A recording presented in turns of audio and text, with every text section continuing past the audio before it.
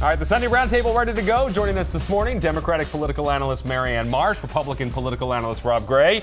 We were in New Hampshire together, long time no see. We're thawed out. Yeah, we have thawed out. Let's start with Richie Neal. What struck you most from the conversation? Well, I think Richie did a great job showing everybody, reminding them of what life would be like again if Trump was back in the White House, and then connecting that dot to the southern border crisis and how Republicans are undermining that because Trump's undermining it. So I think reminding everyone now, after they tuned out for a couple years, what it would be like to have Donald Trump back. If you think things are bad now, wait to see what happens if he's in the White House. Rob?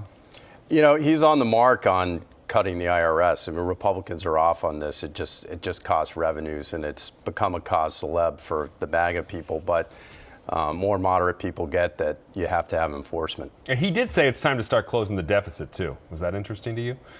Well, it is, but he should talk to Joe Biden and Donald Trump. I mean, they're both big spenders. I mean, Democrats are, spending as much, if not more, than Trump. But Biden's been cutting the deficit down while he's been in office. So how's that entitlement reform coming along for Joe Biden? We'll see. I mean, that's where the real spending is, right? Nobody will touch it. Yeah. All right, let's wrap up the New Hampshire primary. Again, we were all there. Big voter turnout, but the expected result, Donald Trump posts a double-digit win. But little joy in his victory speech. I have to say, I've never heard a victory speech like this. He lashed out at Nikki Haley, angry she's not dropping out of the race. Angry she appeared to take a victory lap. The South Carolina Republican primary is February 24th. How ugly is this going to get? Rob, what do you think? I mean, the headline out of Trump's speech was "Get off my lawn," right? I mean, he was furious. I mean, it was actually kind of funny. He couldn't stand the fact that he didn't finish off Nikki Haley. And to her credit, she's sticking around. I would too. We haven't even had a poll in South Carolina. Does she get a boost from, she didn't do great in New Hampshire. I do think it probably finishes her campaign. But it's only been a two-person race for over a week, and maybe she gets a little lift. What do you think, Marianne? South Carolina is known for its scorched earth politics. I'll point to two things. When John McCain was running for president, there was allegations out there that he'd fathered an illegitimate black child. It was really the fact that he had adopted a child.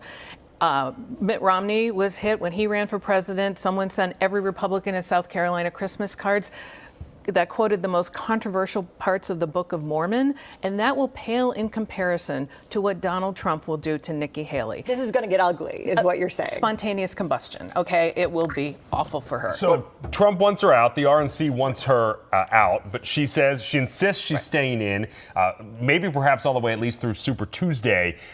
Is that wise politically for her, Marianne? So when we reached the Tony Soprano part of the speech the other night when we were all together and he was extorting her basically, that's not why she should get out. She should get out because she can't win another state. She can't catch up in delegates. She can't do any of that. Or channel your inner Liz Cheney. Throw your political career away, because if you lose South Carolina, you're doing that for the foreseeable future. But do not get out because Donald Trump is imitating Tony Soprano. Wouldn't it have been better, Rob? I know Trump will be Trump, but if he had just ignored her, accepted the victory in New Hampshire, said it's on to the general election. South Carolina's a month from now. He's probably, the earlier polls indicate he's going to trounce her. Shouldn't he have just ignored her? Right. I mean, that move might have finished her campaign, but he can't help himself. He can't help but criticize her. He can't stand that she came as close as she did in New Hampshire.